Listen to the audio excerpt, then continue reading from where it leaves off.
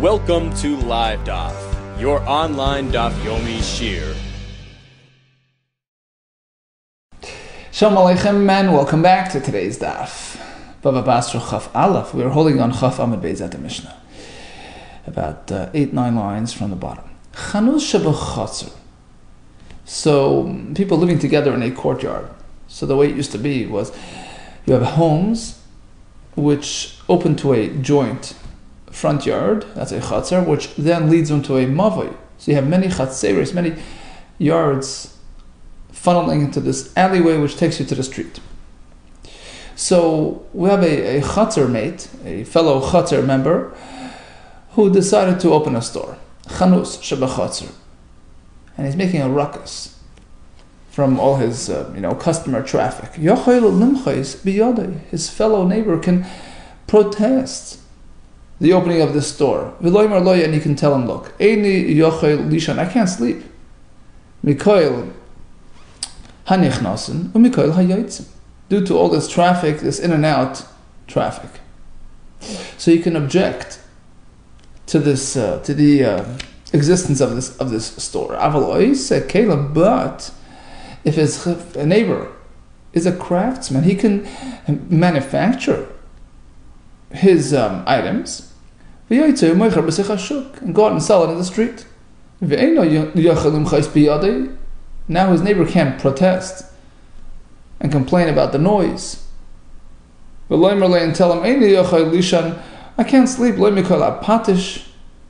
because of the noise that you make using your hammer, your tools, from the grinding machine, nor can he complain about the kids coming and going.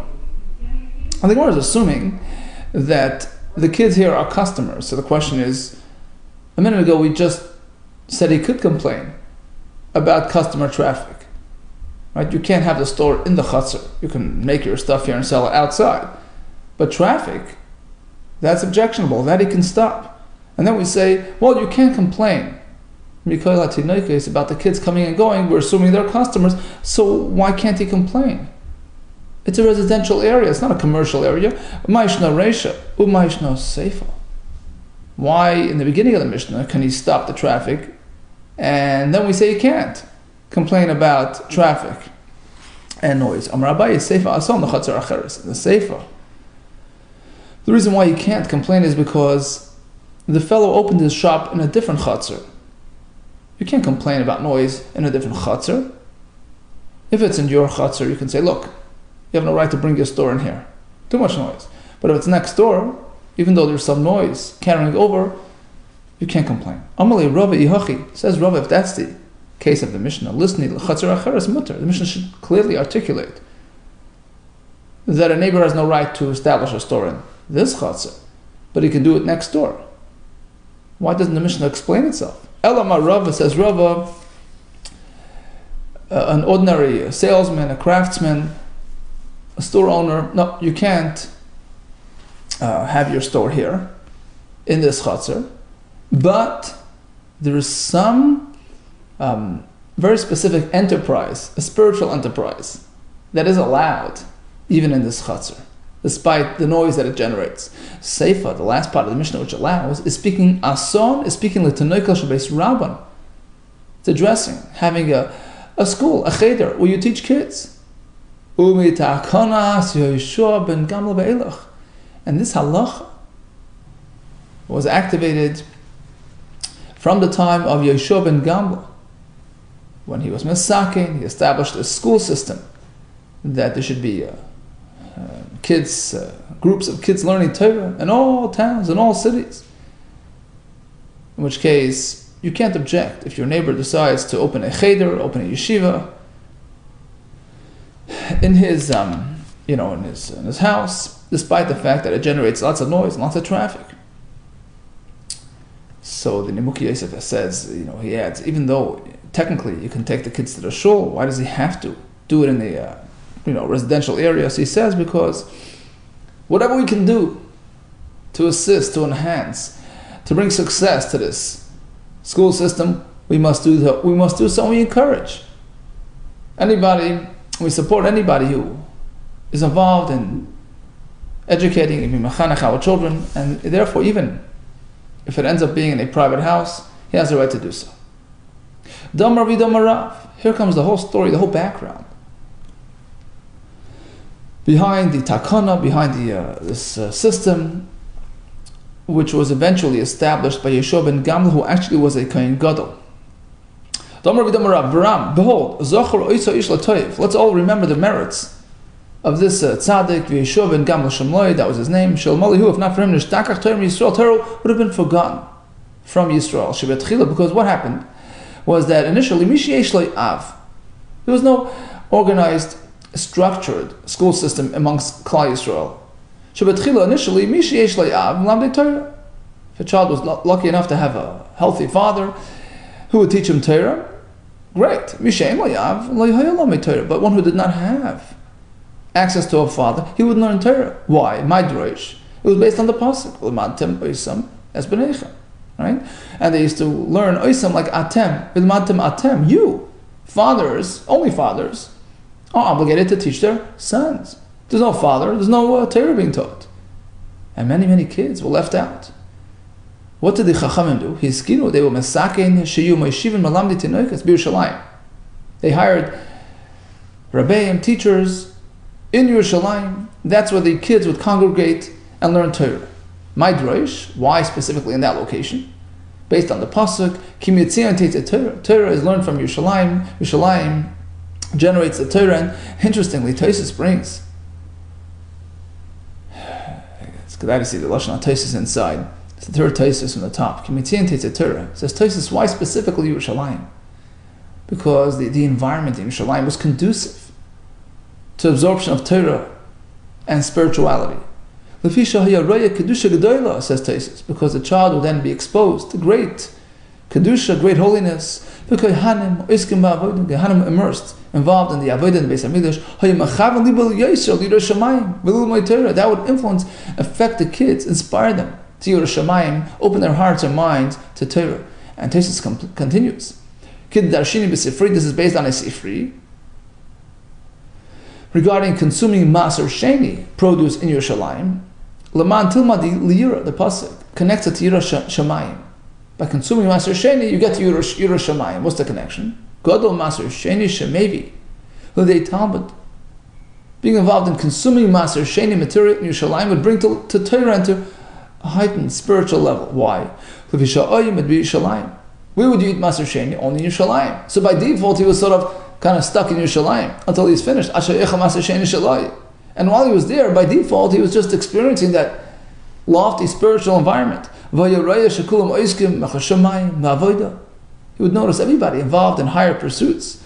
So by osmosis, it would be absorbed into his system as well. And ultimately, so the banana of Maser Sheni can bring him to Yerushalayim. And that's why they located the Talmud Torah in Yerushalayim as well, so the kids should benefit from that environment. But still, it was an incomplete system. You know why? So back to the Gemara by the letter Aleph of the Bach. Va'adayin, but still, Misheyesh Le'av, Hayamale, Umalambe. Only a child who had a father who could care for him and pay for his trip to Yerushalayim, right? You bring him up to Yerushalayim, so he would have Torah. Misheyesh Le'av, but one without a father would be stuck without this experience. So the next step was, so Chachamim instituted that there should be a group of learners. There should be a Rebbe teaching kids in every province. And at times kids would have to travel to get to the place, because it was only one school in the entire area. So you had to be pretty old, 16, 17, to get there, to travel there. Not only that, because the kids were so old, by the time they arrived, they had their own, independent mind at that point. If a kid experienced some anger from his Rebbe, he would just kick and leave. He would just turn around and leave the system. So it wasn't really a fully successful system. Until Shabbat Yeshua ben Gamliel Vatikan, he established a foolproof system. There would be groups of learning groups in every town, every city. And now, a parent could send a kid, even a youngster, Kids would go in 6 or 7, depending on how physically strong they were, says Taisus. And that was sort of the beginning of our system that we have today, where there are local schools all over teaching, catering kids of all to kids of all ages. Amalei Rav Rav Shmuel Bar Shilas. Rav Shmuel Bar Shilas was one of the more notable Rebbeim, and Rav gave him instructions. Ad Shisla Tekabel. Don't accept a child below 6 years old. He's too young to really endure the rigors of a Talmud Torah. Mikan ve'elach, but past that point, Kabel, you should accept him into your group. Va'asfili ketura, stuff him like an ox. Teach him and teach him Torah as much as he can handle. V'amli Rav Shmuel Bar Shilas, another piece of instruction to Rav Shmuel Bar Shilas. When you're compelled to hit the child and punish him, do it gently with a shoelace, just a little, a love tap. The kari, if that'll get him to learn, fine. The loy kari, but if you can't get him going, you know what? Don't come down hard on him. Eventually, it's going to rub off on him. Just let him absorb the environment. Lahavit safsa l'chavrei. Let him just, enjoy his friend's company, and ultimately he'll be influenced and be swept along with that positive, spiritual energy that surrounds him. Continues the Gemara. Meisvei. So basically, we concluded that when it comes to Malamdei Tinoikos, there was a special exemption, a special disposition to encourage Rebbeim to teach their kids and to see the system succeed entirely. So they allowed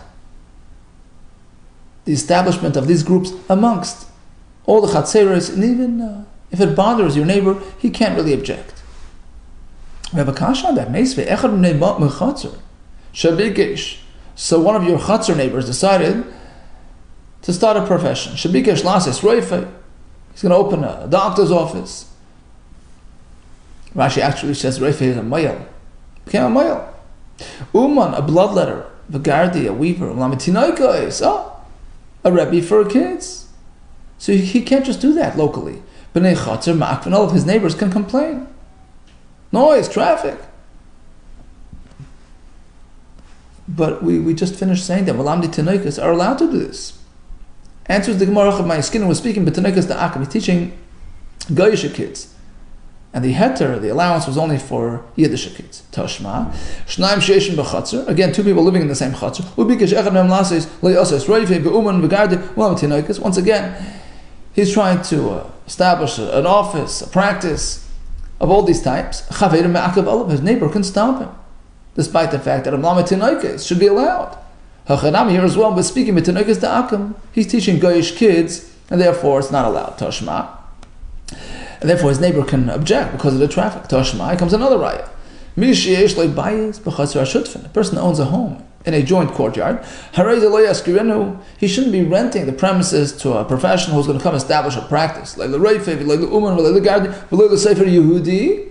who's going to teach Yiddish kids, or one who's going to teach Goyish kids. So even one who's teaching Yiddish kids, presumably he's teaching them Torah, his neighbor can object. Says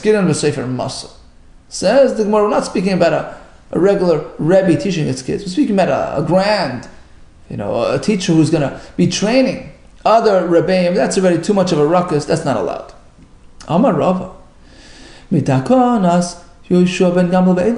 Once we have this new system instituted where there was a school established in every town, in every city, right? So we no longer send kids from town to town to learn Torah. Rather, we force the local residents to hire a local teacher. But we do send the kid, if necessary, from one shul to the other.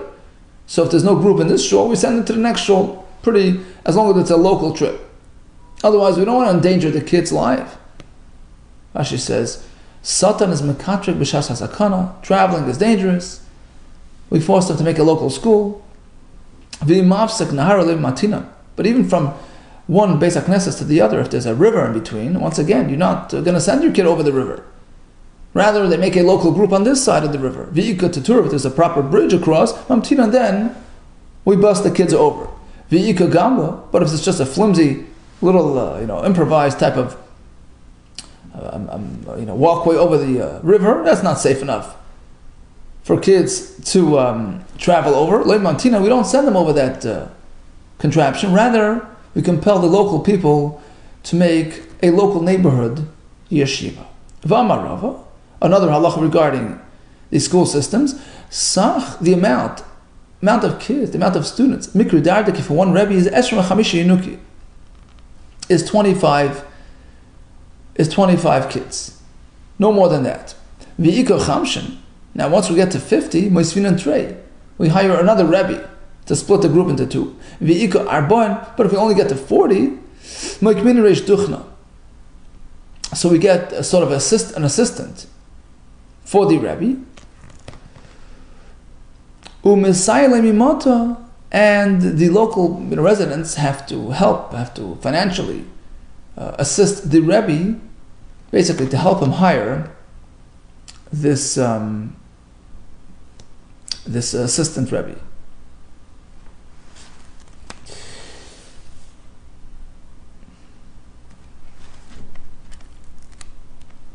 So according to the way some Mepharshim learn, basically anywhere from 25 to 40, you have an assistant, and from 40 to 50, you already need two rebbeim, to take care of this large group. Basically, you split into two, and you split it amongst two rebbeim.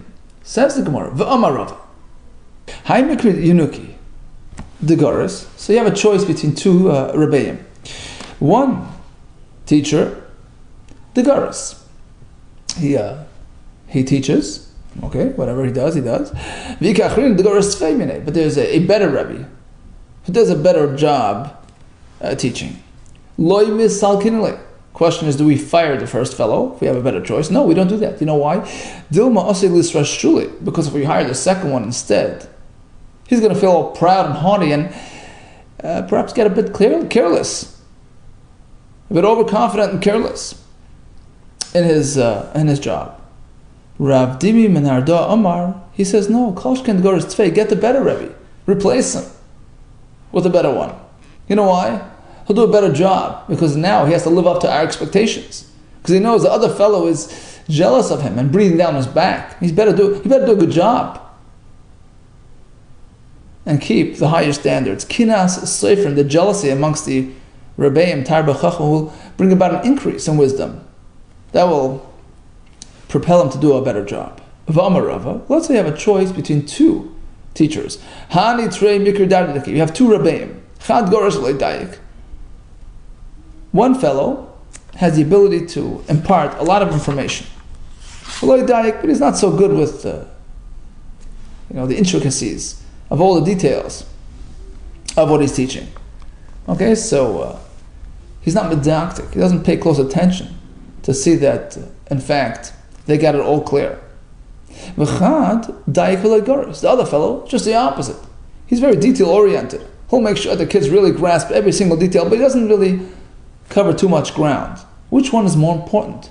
Covering ground, or the fellow who's going to be meticulous and ensure that his students really get it right? According to Rabbi, we prefer the first fellow who covers ground. You know why? Shabash, even if the kids stumble on a mistake, they misunderstand something, eventually, they'll just will get cleared up. The mistake will leave them, so to speak. Nafka. So it's more important that they cover the ground, that they learn the material, and the mistake here and there, they'll straighten it out later on. But Rav Dimi Menarda disagrees. Omar, he goes the other way. Prefer the fellow who's meticulous, even though he doesn't have the ability to be so broad as the first one. Shabash, because a mistake absorbed by a child stays on permanently. Given the al, once it's in there, al, it stays here. The chsiv, as we find with the story of David HaMelech, who sent his general Yoav to kill Amalek.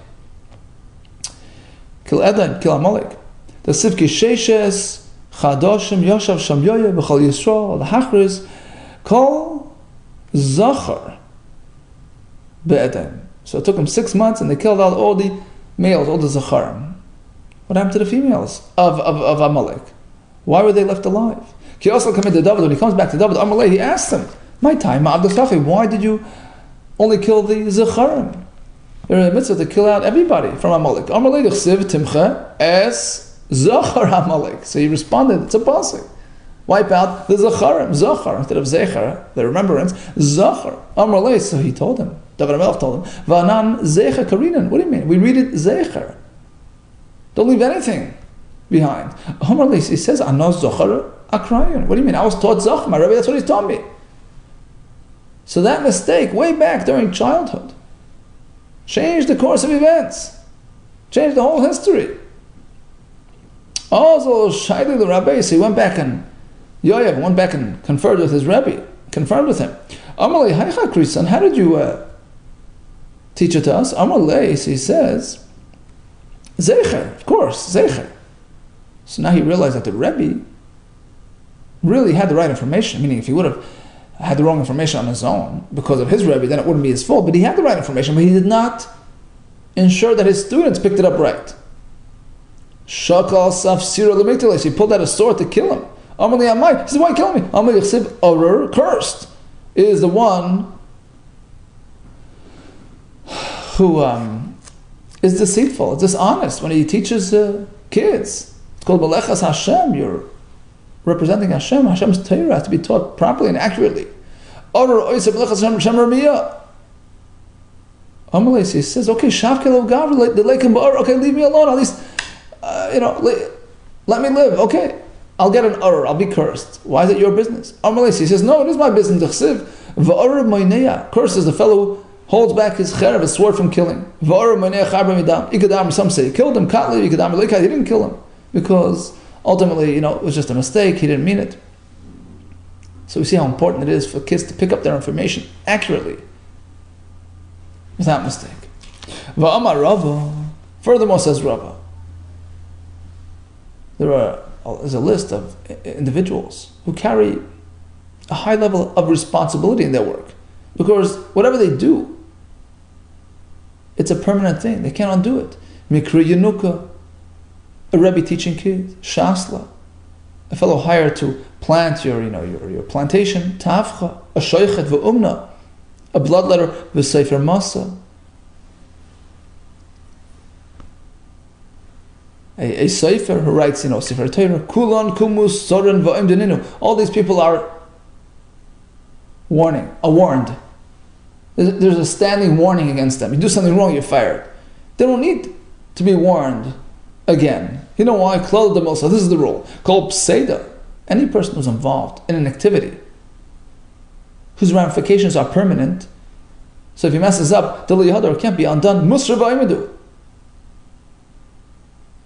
There's a standing warning against him, and if he fails, he's fired. V'amar Avhuna, hai bar mavoya. Here comes a chiddush regarding halachos of competition in commercial enterprises. So we have a fellow, a bar mavoya, meaning he lives in this area, in this mavoy, in this alleyway. Da'iki reichaya. So he started a business. He has this reichaya, this millstone, and he's renting it out. He grinds, for his customers. They come and they go, and that's his parnasa. And another fellow who lives in the same mavoy starts the same business. The first fellow, let's call him Reuben, can stop Shimon from competing with him. He says, "You're stopping my parnasa. You're cutting away my livelihood. You can't put your business right next to mine." Perhaps we can prove this point from a brisa. A fellow comes along with his fishing net. So if the other fellow had already tracked a certain fish and endeavoring to trap him, you can't just come along with your net and trap that same fish. You have to keep it away a certain distance as far as that fish typically travels. So you don't interfere with the other person's parnos. How far is that? Up until the parsa, but past the parsa, you're safe. So you see, you cannot compete in a way that it takes away the first fellow's parnasa. So that's a right to Rav Huna. The neighbors can stop each other from opening competing businesses.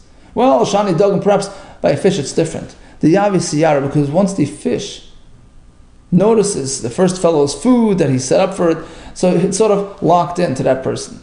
So it's unfair to take it away. But who says the same applies to businesses? Perhaps we could line up Rav Huna's shita, which allows a neighbor to object to his neighbor's business. That's going to be lined up with Rabbi Yehuda, who says likewise. You can't generate unfair competition. The son of Rabbi Yehuda, a grocer has no right to hand out sweets, roasted wheat and nuts. Basically, he's using that to entice the kids to come back to him next time. He shouldn't feed that to his kids, to his customers, because that's going to generate return business, and is unfair to his competition. Chacham say, the more you give, the better. Why not? You have a right to do that. So bottom line is that Rav Huna says that unfair competition is frowned upon. We'll go with Rabbi Yehuda, who says you have no right to do something which will undermine your competitor's parnasa. Says the Gemara, Afilu Temer Rabbanon. No, Rav Huna can work even with the Rabbanon. Ad kan lo pligi Rabbanon le Rabbi Yehuda Hasam. Because perhaps the only reason why the Rabbanon disagree with Rabbi Yehuda's restrictions of handing out freebies to customers is only because because this fellow can tell his fellow grocer nearby, look, just as I'm giving out freebies, you can do the same. Who's stopping you? Just as I'm giving out nuts. You give out, almonds. So I'm not stopping you. Right? So therefore, each one has a right to do what he wants. But here, opening a business next door, that's not fair. I feel Rabbanon might do. Even the Rabbanon would agree that you can't do that to Amalek, because you can tell him, because you're interfering with my livelihood. Here comes a kasha on Rav Huna who says you can stop competition.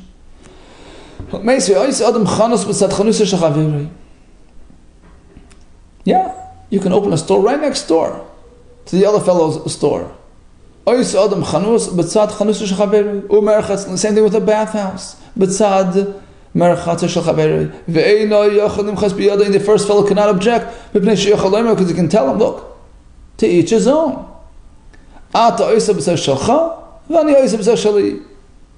I have my store here, you have your store by you. Apparently you cannot stop a fellow from opening a competing entity. That's in dispute of Rav Huna, who says you can. Tanoi, actually it's machlekes Tanoim, whether he has that right to stop it. The son Yekayfim b'nei Mavoy Zelzeh. So the people living inside these neighborhoods, they can stop each other from leasing their property, their homes, to a competing, craftsman, competing business owner. I can stop you from from placing between them a tailor, a bursaki, a tanner, a rebbe for kids and the teaching kids, or another type of craftsman or business. So basically, I can stop my neighbor from leasing his property, from renting out his property to somebody who's going to come along and open the same business as I have already established here. Right? But if my neighbor down the road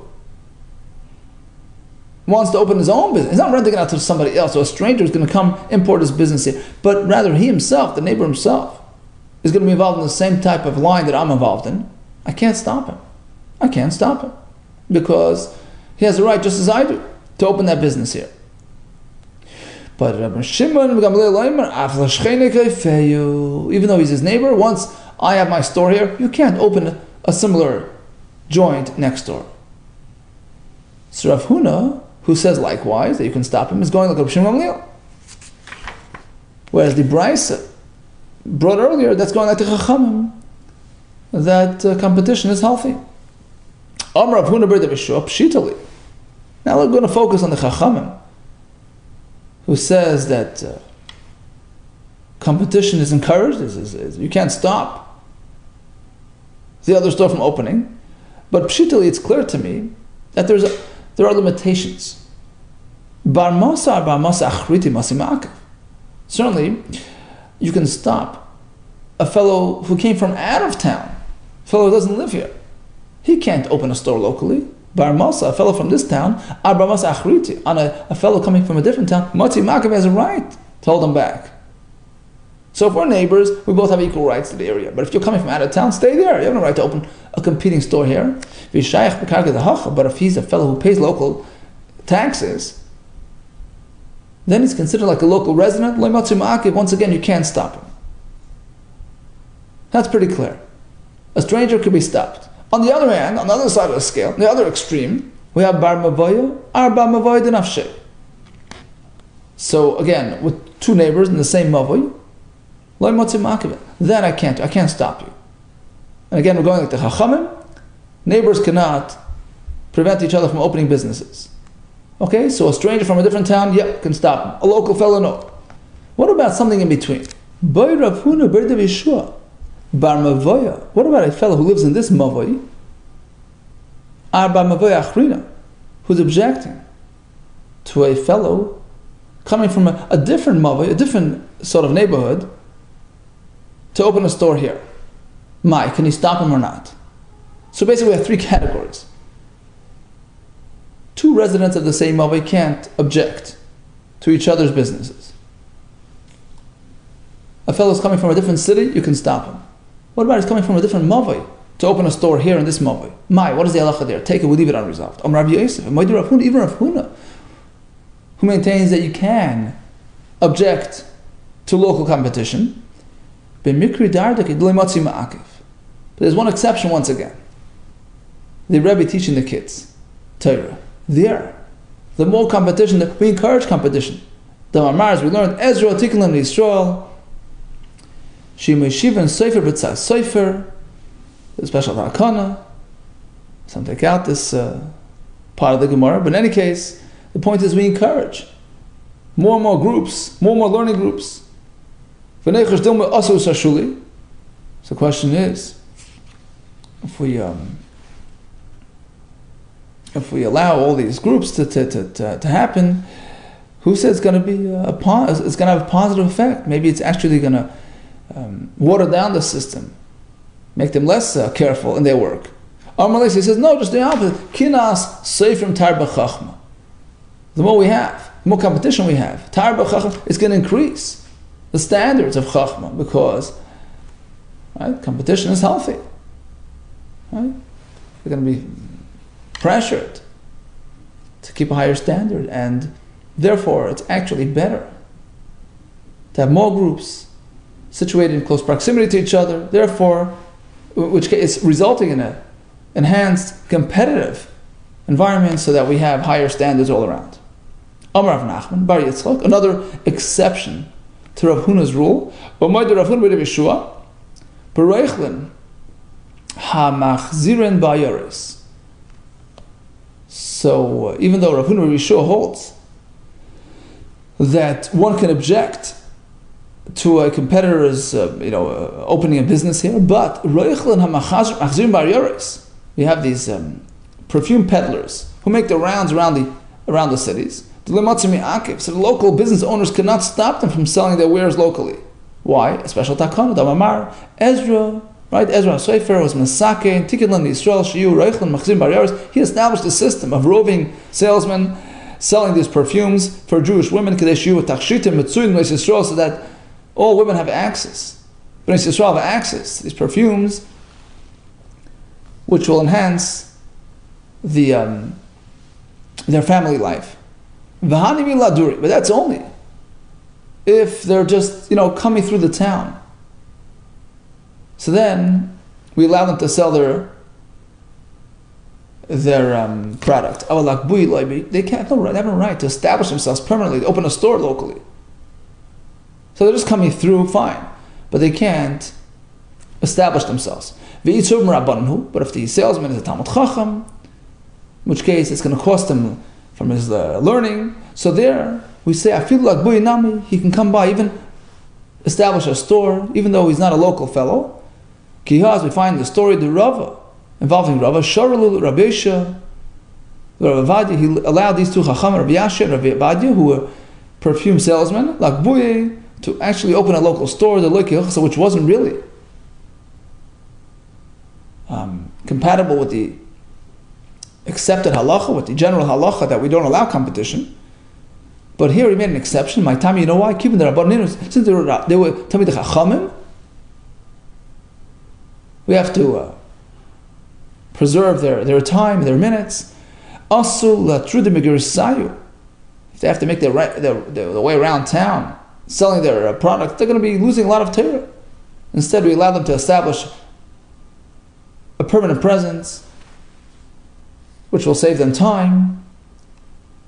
Have the customers come to them instead of them looking for the customers, and it will be win-win all around. They'll maintain their Torah and we'll have the cosmetics.